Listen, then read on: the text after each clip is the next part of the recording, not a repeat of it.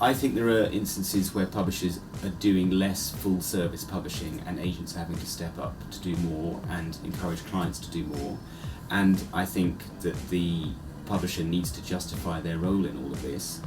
Quite often you're asked, what's the purpose of an agent going to be in the future, because authors can do so much themselves. I would have said, what's the purpose of a publisher going to be in the future? Even though they knew it was coming, I think it came with such force and such vigour that it's taken them by surprise. What happens to the sort of self-publishing move is going to be interesting in that I'm a big supporter of it in a way. I thoroughly approve of more people having access to publication. People from the traditional publishing world don't seem that worried about self-publishing as a concept that's going to cannibalise their business. I think it will. It's very easy to self-publish badly, and you can pay a lot more money to self-publish very badly than you can to self-publish very well. And that's one of the difficulties with the self-publishing industry, and that's still a difficulty today. If you go to them and say, I've sold 300,000 copies in ebook format, that's it. It doesn't really matter whether they like the book. People want to buy it.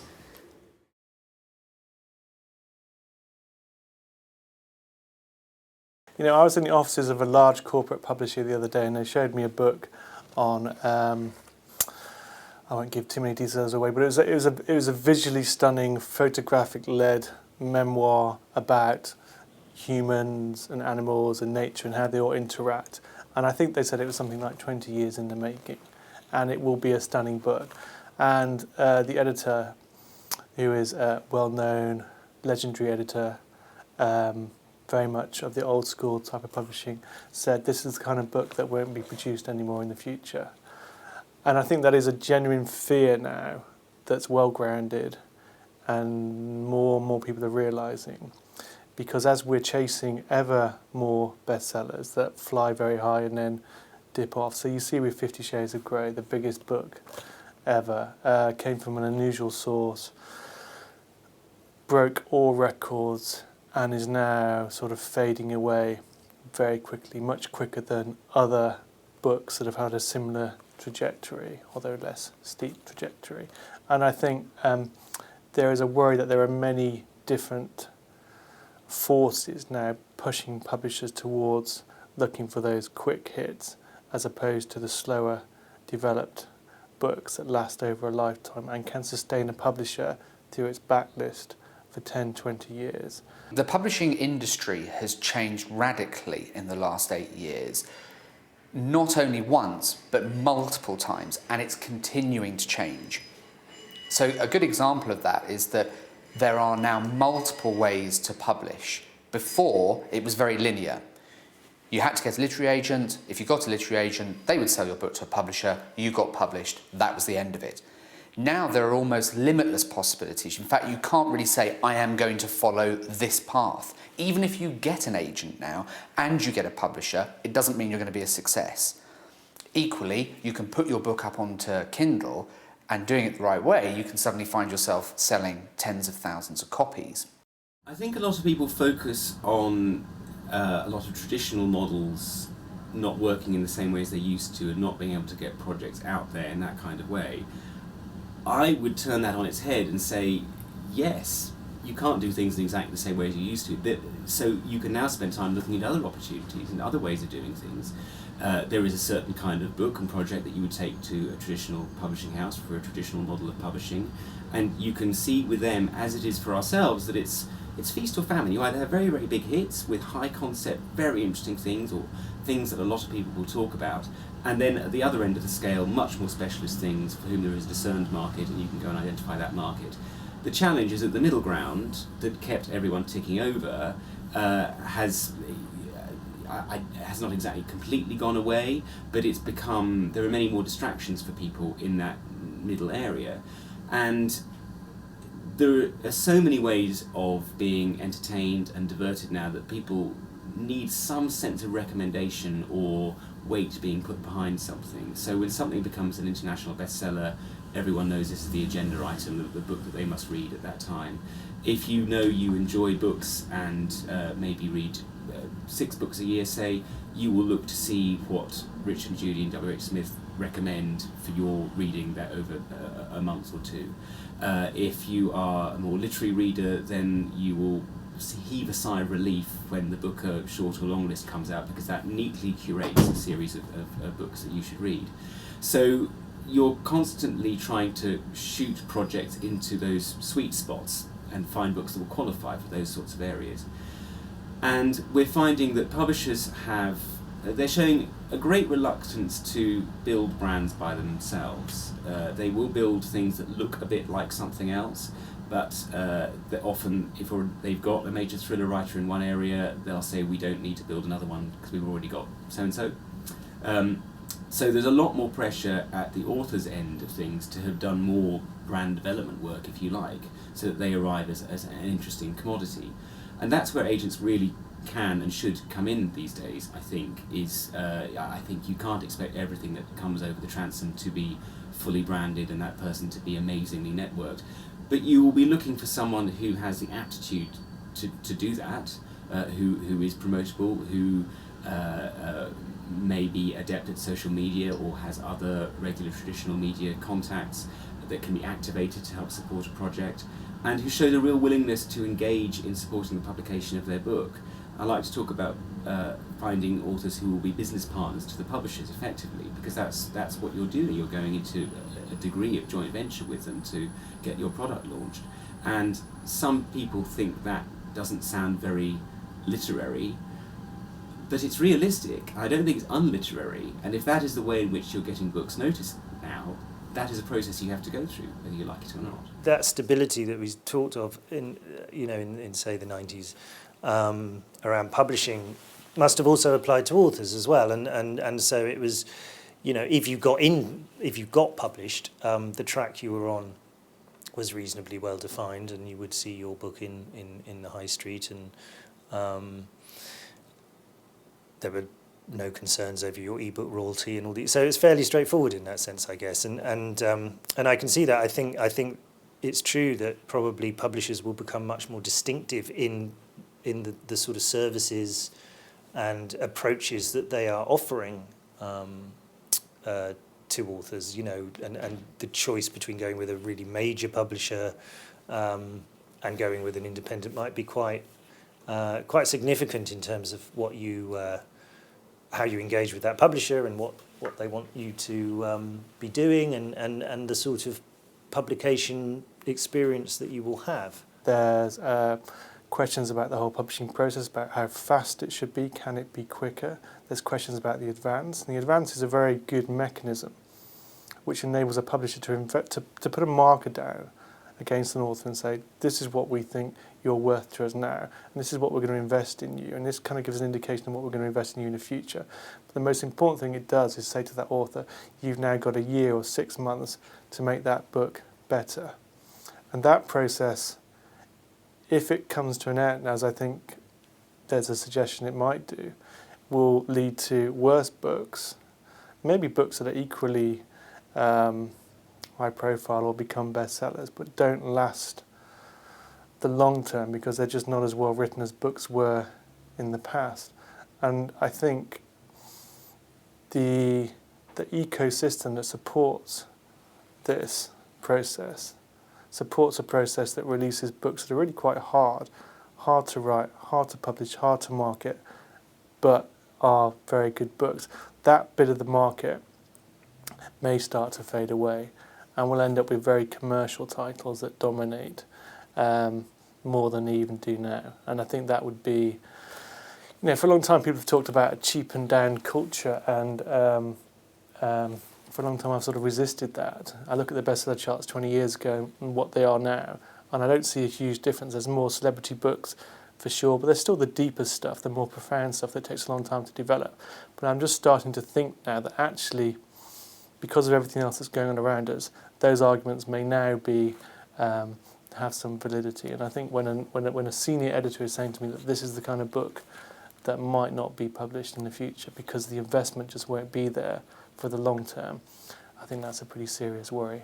The relationship of publishers to authors, I think, traditionally has been quite hands-off, i.e. most publishers closed down their slush piles a while ago. Many agents have now. There was an idea that if an author, authors would only really come to you via an agent. and that sort of alchemy of becoming a published author was something that we weren't very aware of.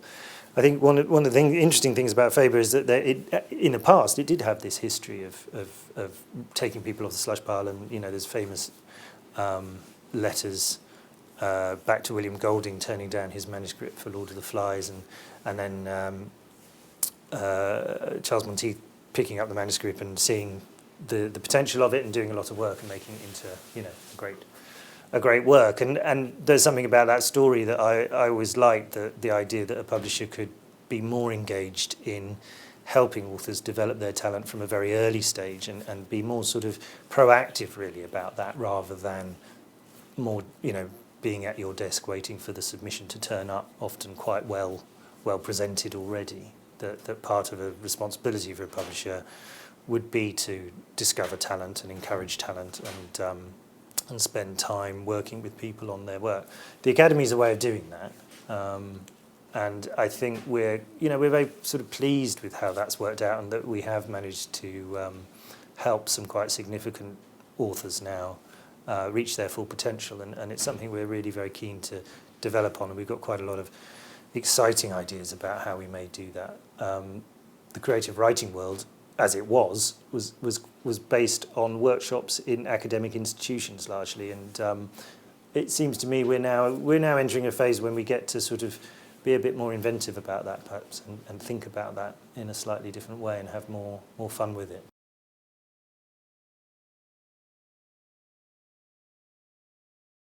When I wrote my first book, Golden Handcuffs, the intention was to write just that one book, because I really wanted to get that story out there, and I had never even considered the idea of becoming a writer and writing multiple books. But having written that and successfully self-published it, I realised how much I loved the process of both writing and publishing.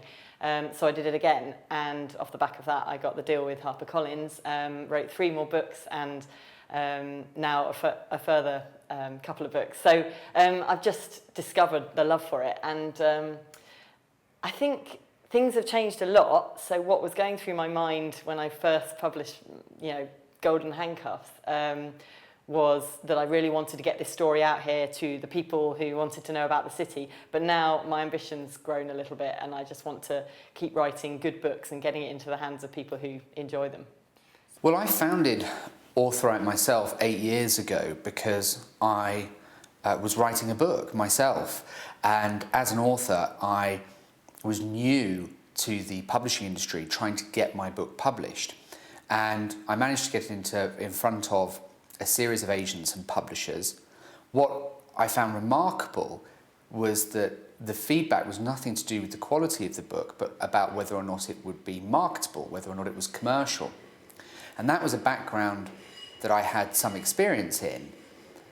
And it surprised me because a lot of the people I was talking at the publishers and the agents didn't seem to have a background in anything to do with business or with marketing. So it made me question how publishers and agents pick the books that they want to work with.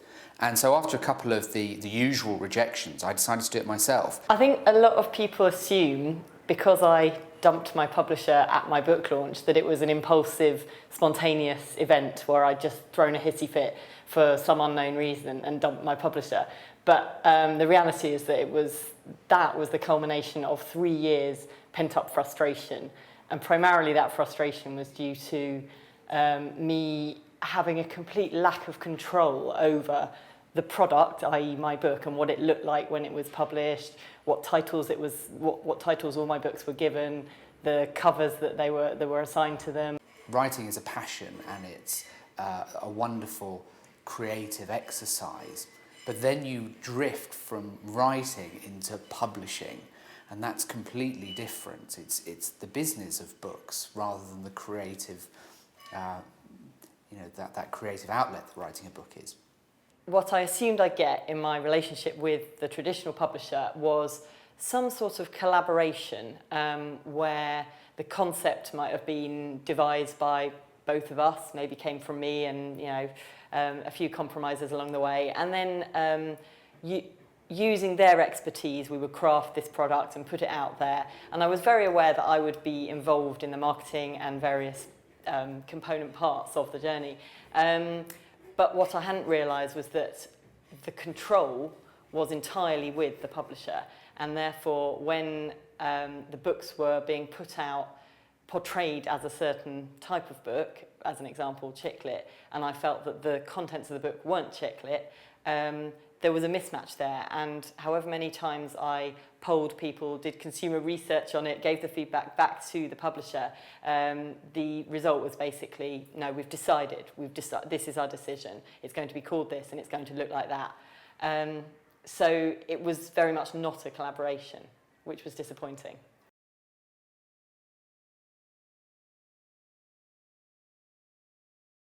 Well, I started out in publishing way back when in the early 1980s, and I worked in publishing in London and in Guildford in a succession of jobs for publishers as an editor on the editorial side and on the production side.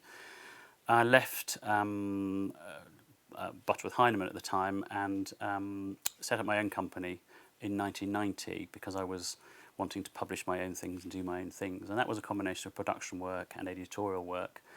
And over the years, that's developed into publishing our own lists in academic fields and also in fiction. So we now do an awful lot of different things. We tend not to work. We used to work for a lot of other publishers, but we've now jettisoned all of that and we work exclusively on our own. I think the most important thing that any author should do when they've finished their manuscript and they're thinking about what to do with it is to consider what their aim is with this book, whether it's to make a lot of money from it, try and sell a lot of copies, or give it to their granddad, whatever, and also who their audience is. So think for quite a while about what type of reader they're going for, and therefore what would be involved if they were going to self-publish it, and what would be involved if they were going down the traditional route, because there are so many options and it's not just one or the other. And you could do print on demand, you could do ebook only, you might even go for a hardback book, and all those options incur different costs, different time commitments, different levels of energy and involvement, and so all those things need to be considered. We were being approached a lot. There was one year in particular, I think it was 1998, we were being approached by several different authors who wanted us to publish a book which didn't fit with the lists we had at the time.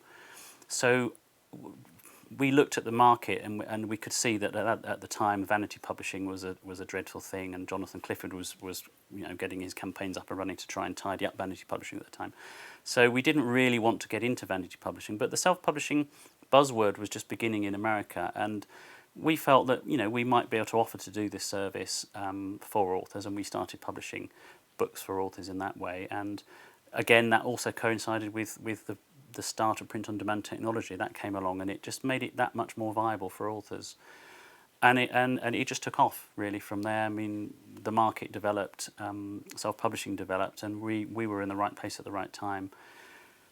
But from the very beginning, we were always very keen to make sure it was done properly. We never wanted to produce bad books. We never wanted to produce books that authors weren't proud of, and we never wanted to convince authors that they should publish with us with unrealistic expectations. So we already had the marketing and the distribution set up, so we could use that with the self-published books that we produced. So from the very beginning, we offered something different to most self-publishing companies. I think all agents will be having to look at their business model to see what they're offering to make sure that it matches up with what authors require in this marketplace.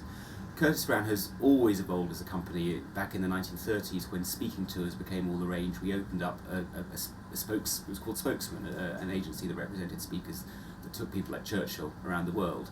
Then when various areas of copyright expanded in theatre, in drama and radio, we opened up departments to do that. So it's been a constant rolling process of expanding the management to feel the needs of the clients. I think what Penguin does with Author Solutions will be very important, very interesting. I mean, I said when Penguin bought it that everybody's always wanting publishers to do something radical, and here was a traditional publisher, effectively changing the conversation.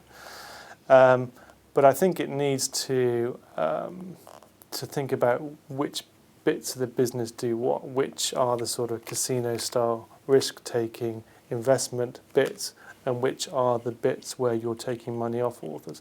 And I think the I think I find it difficult yet to understand how you can marry the two, because the skills seem to me so fundamentally different.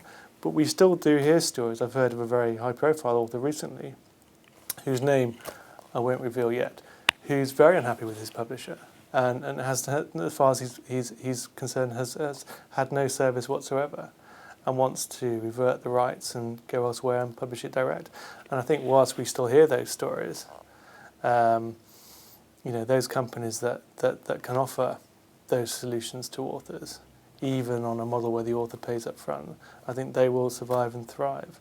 And I think what may happen is we will get two sort of quite distinct economies evolving. One, sort of the publishing side, which is all about investment, and one which is kind of giving solutions or services or skills or marketing support or publicity to authors, for which authors pay for. And I think that is entirely legitimate and entirely useful. If I was an author and I was getting a bad deal from a publisher and I had the money, I'd want to pay someone to give me a better service, a better package. And I think the further we can understand where those two bits of the world overlap and where they don't overlap, I think the better we'll be. And I think at the moment, I think Stephen Page characterised it very well, and I keep using this phrase, we're in a sort of moment of a sort of rite of cross-dressing, where everybody's trying to do bits of everybody else's job. Author services is a phrase that you will be hearing more and more over the coming years. As you say, it's very much a buzzword at the moment. As Mark Coker said, founder of Smashwords, it's author services that is going to be the big part of the publishing industry as we move forward. Author services, it's quite simple really. It is services that professional companies are selling to authors.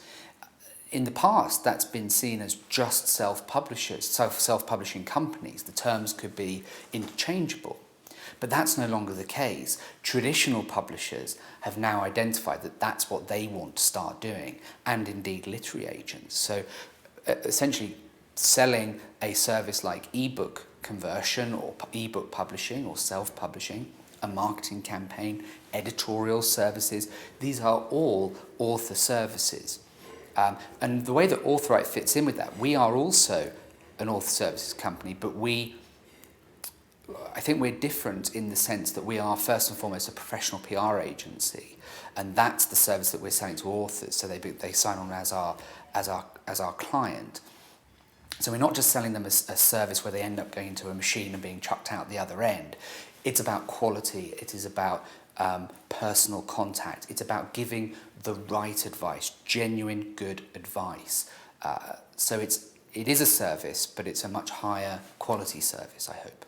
I think the key really is that as an already pre-existing commercial publisher, we had a set of values in terms of production and content, and we had the setup, we had the distribution and the marketing knowledge. We had the industry knowledge really, because publishing is a very complicated and complex industry, and some may say unnecessarily so, but that's unfortunately the way the industry is. So we already had the inside track on publishing per se, and specifically marketing and distribution, and those are the two key areas that self-publishers find very difficult and still find difficult. But because of that, we could transfer those quality principles, quality of content and production and distribution, to the self-published books that we produced. And from the very beginning, we've always done that. So we've always been selective in what we take on. Even if somebody wants to pay us, if we don't think it's ready for publication, then we won't take it on, even as a self-published project. So the one thing that really differs from one self-publishing company to another is customer experience, contact, how much they actually get to talk to people, the expertise of the people that they're talking to, and things like retail pricing. Retail pricing is crucial. Before I even decide who to use as a self-publishing company, the first thing that I would want to know is how much will my book be on sale for? It's 70,000 words. I want it as a paperback. If somebody goes onto Amazon, what's it going to cost? And therefore, after that, what will my royalty be? If a self-publishing company is selling books, if it has a good sales track record, if you get recommendations, if you're looking online and you can find out from fellow self-publishing authors, who they've used, what their experience was like. That's really the thing to do. I would be hesitant in making a decision based on cost alone, because a lot of companies will promise to publish your book for very little, but in fact you'll find out you're getting very little back, and you'll soon have to be adding things on. So get a quotation from anybody you're looking at, and get a sample book. Get a sample book from every single company that you look at, because the quality of what companies is producing varies wildly from atrocious to, excellent. I think that's the advantage of working with a company like Authoright, is that we know exactly what to expect and what to plan for. But planning is the critical thing, I think, as the author, as project manager, and starting to think about things like the marketing, for example. You need to think about that as you are putting pen to paper for the final chapter. Arguably, even halfway through writing, you could start thinking about the marketing. It's never too soon. Whereas a lot of authors, and this is the danger for an author, I think, with the digital revolution, it's so easy to publish now, which is wonderful, and that gives lots of opportunity. But the flip side of that is it's too easy to publish. And so you can throw the book up onto Kindle in a day, but that's probably too quick, because then suddenly, and this is what I see when authors come through to me or any of my colleagues, is that they'll say, well, I published the book last week on Kindle, but I'd never even thought about marketing before. What do I do? And actually, it's not that it's too late, but it's almost too late by that stage. Ideally, if they're asking for my help, I would have liked to have been advising them on the marketing 2 months or 3 months before the publication date. So it's that kind of forward planning, I think, is key. Whether you're looking at marketing, editing, book cover design, distribution, all of these important aspects of publishing a book, you need to start thinking about them as soon as possible and planning. What you do need is an experienced person to hand to advise you on things like your cover, on your pricing, on whether you're going onto the right kind of digital publishing platform. Are you only ever going to publish on a digital platform, or are you using that as an incubating device so to get noticed by somebody else? And these are things that someone with experience can bring you, and that's what a good agent will have. I think one of the exciting things about coming into an industry from outside is that you can take a step back and have a look at it and think, I think there's a better way to do this. And I think Authoright embodies that in a way as well. The services that we provide, the marketing that we provide. We also identified that the way that authors submit their books to literary agents seems really archaic. It hasn't sort of moved on in decades, and it seemed to us to be really inefficient. At the same time, the role of the literary agent is becoming, it's a bit like jelly, what is it going to be? Nobody really knows, even literary agents don't know. But I think we also believe that agents have a very important role to play, and we wanted to change the way that authors and agents speak to one another, how they communicate to one another. So for that reason, we set up a site called LitFactor. And the idea is that it will change and revolutionise the way that unpublished authors submit their manuscripts to literary agents. The idea is that it will essentially kill the slush pile, because we know that authors hate the slush pile. They don't want their manuscript to drown in it. Equally, we know that the slush pile is this yoke around a literary agent's neck, because they have tens of thousands of submissions every year, and they've got to wade through this pile of manuscripts and find 2-3 authors that they want to work with. The problem is that out of 50,000 submissions a year to that agency, probably 90% of them will just be wrong. It's not are they good or not good, and an author thinks they're being rejected because their writing's bad. Actually, a lot of the time that's not necessarily the case. A lot of the time it's just because the submission is incorrect, the cover letter's not right, they're replying to the wrong agent, the agent doesn't work there anymore. All of these things. So LitFactor streamlines this whole process and makes it very easy for both the author to submit their work directly to the agent, and also for the agent to then manage that submission process at their end. But we're also, as part of this change, we want literary agents to become much more visible, to give something back to authors. They're seen as sort of being stuck in this ivory tower, And I think in part that's true. And they need to come down from that tower and meet with authors and engage with them and help them. So because if they do that, it will also help themselves. It will help them in the process of finding the next literary gem.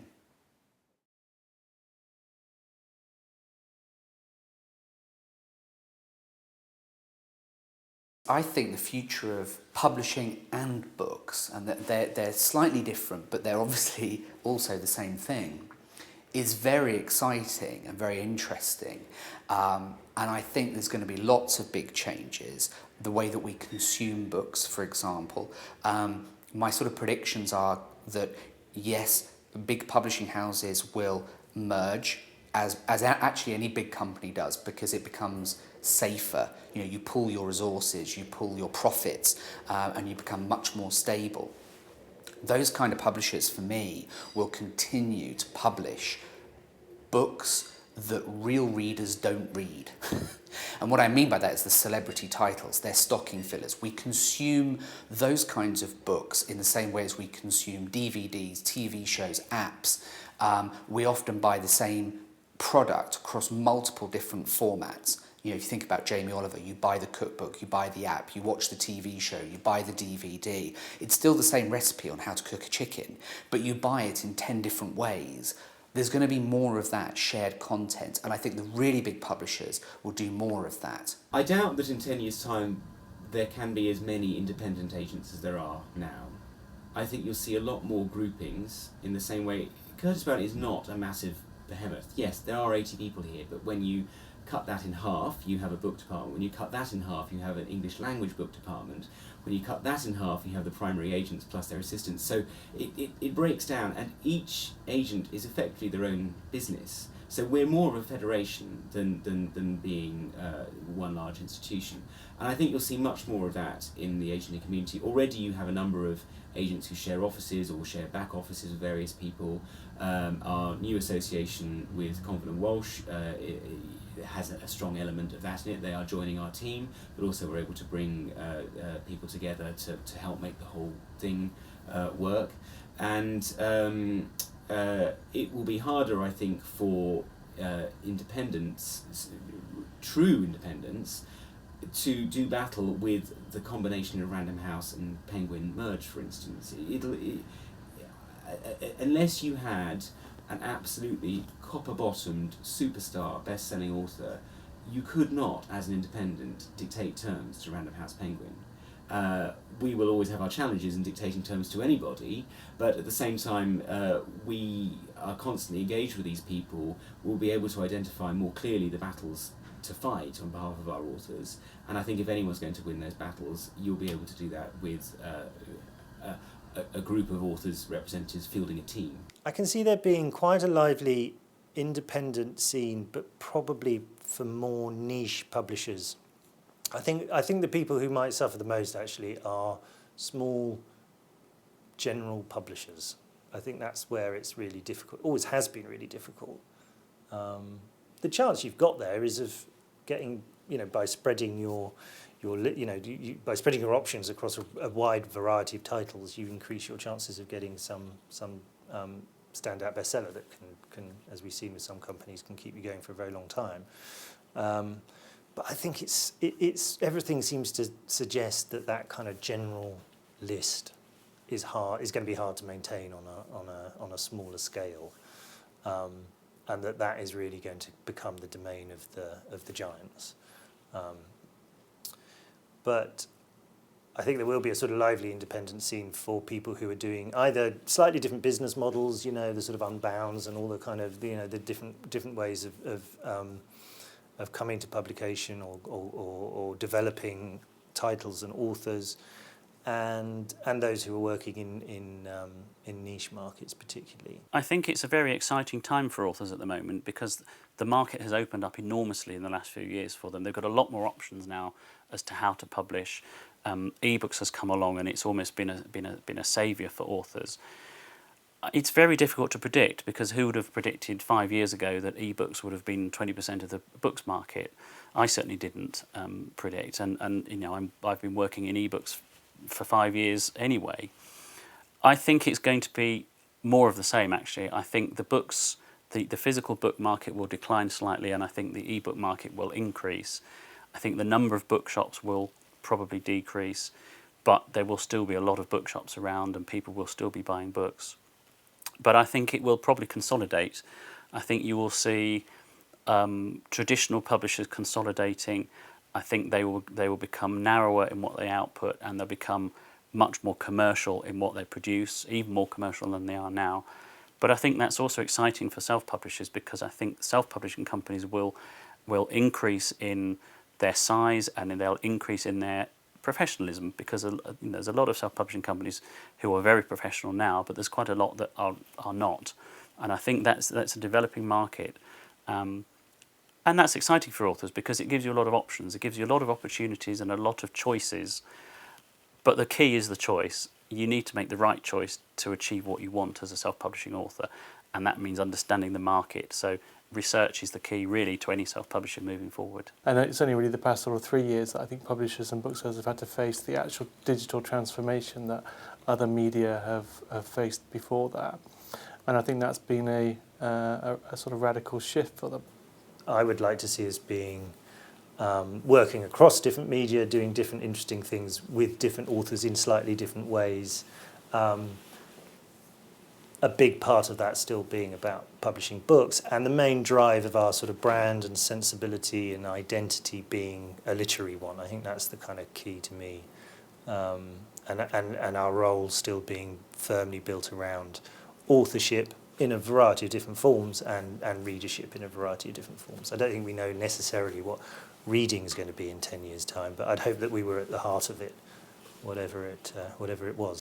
I think in 10 years' time, self-publishing, maybe under a different name, will be all-powerful. It will be a fragmented world, and there will still be poor quality and high quality, and small titles selling not very many, and titles selling huge quantities.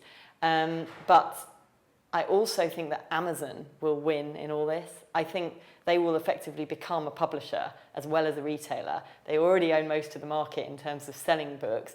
They're controlling the prices. So I think all books will probably end up 79p, like in the music industry with tracks. And therefore, authors will probably end up having to find other ways to make money. They'll not rely on record sales as per the music industry. They will rely on maybe public speaking events, maybe going on tour, which is happening in America. But it won't be the royalty money that supports them anymore. The Google Glasses that are on the horizon, how's that going to change how we view books, how we read books? Will we be buying books chapter by chapter? Will books take a physical setting? Will I be reading a book through my Google Glasses in a part of London that's relevant to the setting of the book? Will there be advertising within the book? I mooted this some time ago, and I would be looking at product placement in books, and I had an editor at one of the publishing houses think that was an awful idea. But then you point out to them things like Aston Martin and how it ties in with the James Bond series. I mean, it's literally kept that company alive. Every man dreams of having an Aston Martin because it's in a book. And you have things like Sex and the City, and you've got exactly the same things, whether it's Manolo Blahnik or whatever it might be. Product placement, there is a market for that in books, and as we start to have that on e-reading and more sophisticated e-readers and Google Glasses, suddenly you're going to be reading a book, and before you know it, you're going to be at the Aston Martin store, and you're going to be at a shoe shop. So the scope is boundless, and I don't think that at the moment publishers or literary agents are even starting to think about the possibilities of where the book industry will be going. What I like about publishing is the individuality of it. It comes down to individuals making decisions. And an individual making a decision on a book, and an individual writing a book that sells to an individual and then gets passed on to another individual, and so on, can still make a difference. And I don't know whether that's true of all media that's out there. And I really value that, and I think that's incredibly important. It's incredibly important that publishers, booksellers, and everybody else keeps that in mind. what I'm fascinated by about where I sit in the whole process is that what I do is where business and creativity meets. So you're finding something that's got incredible creative, imaginative potential, and you can be the bridge or the midwife, as it were, into turning that into something that a person can actually make their livelihood out of.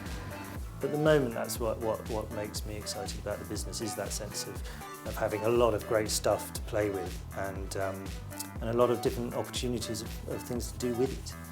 I love picking up a beautifully produced book. It's a lovely thing in itself. I love discovering new authors who have something to say. I love finding different authors who want to say things in a different way. So much exciting new writing going on, and I think that's the stuff that should be put in front of people and given a little bit of a push and a bit of budget, so that that's what people discover and read and enjoy. For our authors, they are the people that, like I say, I use the word real writers, but they're people that have sat down in front of their laptop and they've written a book. And I don't think for me, there's nothing more exciting than that, because every great writer you can think of, that's what they've done.